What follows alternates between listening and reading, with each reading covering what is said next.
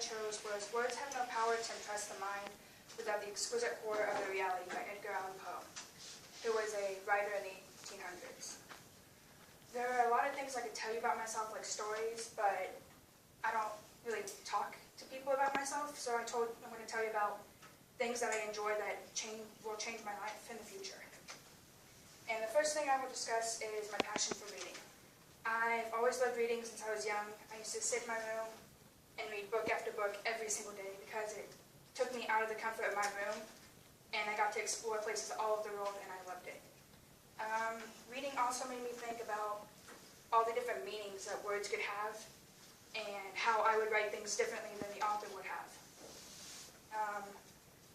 I went to a small school and my favorite teacher was my English teacher, not only because I loved English, but because I loved the way she taught. And I'd probably take 6 classes with her in 4 years of high school, and in my senior year I had 3 with her. And she started treating me rudely and was disrespectful, and it hurt my feelings a lot, and she didn't understand that it did, I guess.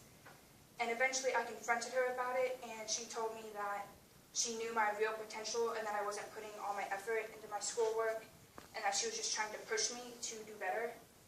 And after that, we got along a lot better. And in the previous year, she convinced me to take her creative writing class because she knew I loved reading and I loved English. So I said yes, and after taking it for a few weeks, even if me and the teacher weren't getting along, I decided I liked writing a lot, even if I wasn't good at it. But writing let me express my emotions the way I wanted to and how I wanted to, because when I wrote, it was what I wanted and not what anybody else wanted to say, and I liked it like that. And this teacher interacted with her students differently in this class than she did in any other class, because it was her favorite class. She taught them a lot, and she taught us different ways to write, and like ways to use words and different styles, and I liked it a lot. And after seeing her interact with her students in this class, I started watching the other teachers and how they interacted, because I went to a small school. Our entire high school was like 300 kids maybe, not even. And I watched the other teachers, and every single teacher in our school knew every single kid who walked down the hallway. And they could stop and say hi to you and know what your first and last name was.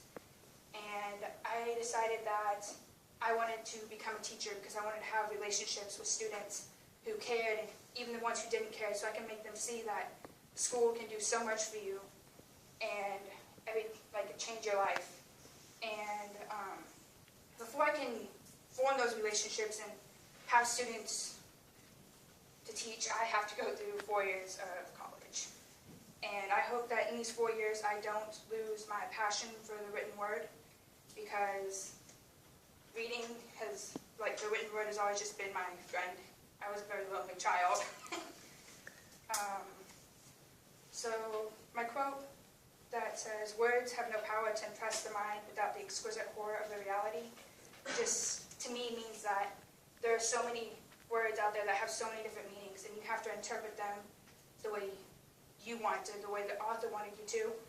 And just like Edgar Allan Poe, who was a struggling author in the 1800s, he used the written word to express his feelings and emotions in so many different ways and became very famous because of the way he wrote. And even if I don't become famous, I want to teach students